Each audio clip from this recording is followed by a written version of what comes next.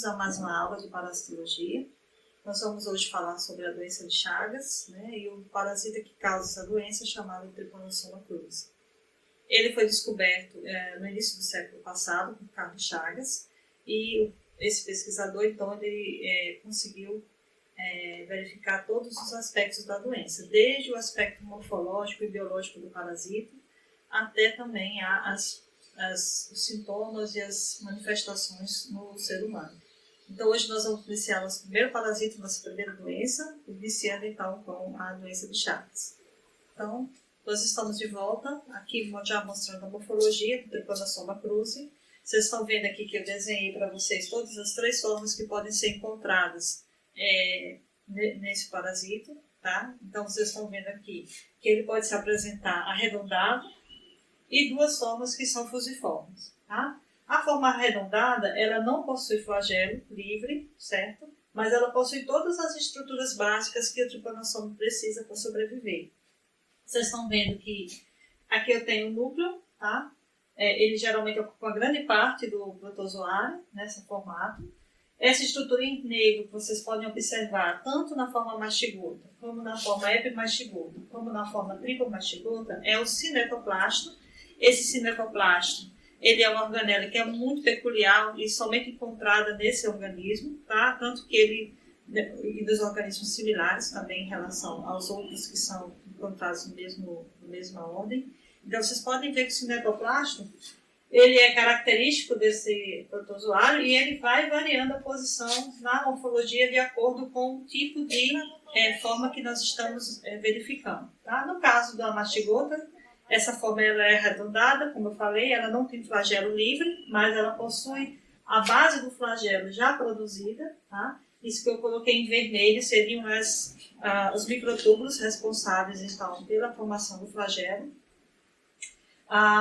E logicamente ela é arredondada, não possuindo, ela é muito especializada, como o flagelo ele é muito utilizado para a locomoção do protozoário, e essa forma é uma forma intracelular de parasitismo intercelular, então não há necessidade do flagelo nesse momento. Então o protozoário, portanto, ele economiza energia, né? Ele apenas reduz o tamanho do flagelo, deixando somente a raiz do flagelo dentro dele, e assim ele se organiza na menor custo-benefício, né, o menor custo de energia possível para que ele possa, então, fazer várias divisões binárias dentro da célula afetada, que seriam essas aqui, ó.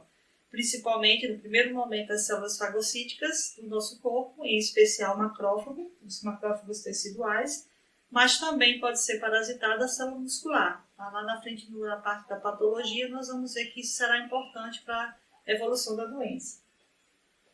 Então, qual a função dessa forma? Ela entra na célula, ela se multiplica intensamente e a função dela, então, é a multiplicação e ganhar o hospedeiro, né, ganhar tecido.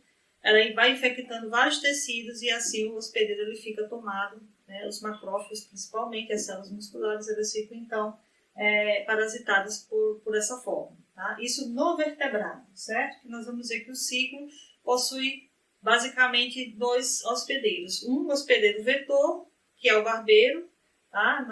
Nós vamos falar um pouquinho sobre o barbeiro lá na frente, e o outro seria o hospedeiro vertebrado, que pode ser um homem ou qualquer outro mamífero vertebrado que esteja no ciclo natural desse parasita. Tá? Aqui temos então a segunda forma que nós vamos visualizar, que é a forma epimastigota. Vocês estão vendo que já possui um formato fusiforme, tá? O núcleo é central, existe um flagelo livre na porção anterior, é bem importante frisar que o flagelo não é a porção posterior, ele se exterioriza sempre na porção anterior, foi uma convenção que foi tomada, né? Então a gente, ao contrário do que muitos possam imaginar uma similaridade com a cauda, isso daqui seria a porção anterior, e essa convenção foi feita por quê? Porque toda a parte de pinocitose do protozoário é feita nessa bolsa flagelar aqui, então ele se alimenta, né, por essa região e se locomove também em direção ao flagelo. Tá? Então, esse aqui seria a porção anterior do protozoário. E na formato epimastigota, o que mais chama atenção, que caracteriza essa forma como forma epimastigota, é a presença do cinetoplasto bem encostado, às vezes em cima do núcleo, na porção anterior do protozoário. Então, essa forma ela é encontrada onde? no intestino do vetor, no intestino médio do vetor, e a função dela é se multiplicar intensamente também por divisão binária, tá? E assim colonizar o intestino do vetor. A terceira forma que nós vamos verificar no Trypanosoma cruzi é a forma triplomastigota. Vocês podem observar que em relação a essa nós temos duas características marcantes. A número 1 é que o cinetoplástico fica deslocado para a porção oposta de onde sai o flagelo, que seria a porção posterior, certo? E ele fica bem próximo da extremidade final, mas não na extremidade final, que a gente chama de subterminal, certo? Então, o cinetoplástico se localiza nessa região. E como eu ainda não falei, mas o cinetoplástico é uma adaptação da única mitocôndria que esse protozoário tem, normalmente onde está o cinetoplástico, inicia-se então o surgimento do flagelo. Então vocês podem observar que o flagelo ele atravessa todo o corpo do protozoário até se exteriorizar na porção anterior, tá? E ao fazer isso, o processo de movimentação do flagelo, existe também um rebatimento da membrana plasmática produzindo o que a gente chama de membrana ondulante. Essa membrana ondulante então acompanha todo o corpo do protozoário e pode então auxiliar também na locomoção desse protozoário nos meios em que ele vive. Quais são eles? Ele pode ter duas localizações durante o ciclo, tá? A número 1 é o sangue dos vertebrados, que a gente chama de triplomastigota sanguínea, porque ela está localizada no sangue, e essa função, né, desse formato do sangue é justamente o barbeiro, ao sugar o sangue de uma pessoa já parasitada, ele adquirir também o protozoário. Então, seria a infecção do barbeiro ou transmissão ao barbeiro do trypanosoma, tá? E a outra forma triplomastigota que nós podemos observar no ciclo do protozoário seria encontrar ele no final do intestino do vetor, que seria o barbeiro. Essa estrutura que alberga essa forma triplomastigota, né, metacíclica, que nós vamos ver que é o nome dela, é a triplomastigota que vai infectar então o homem e também os outros vertebrados, ele é localizado numa estrutura dilatada do final do intestino do barbeiro, que é chamada de ampola retal. Tá? Então, essa seria a forma então, que seria infectante tanto para o homem como também para outros vertebrados.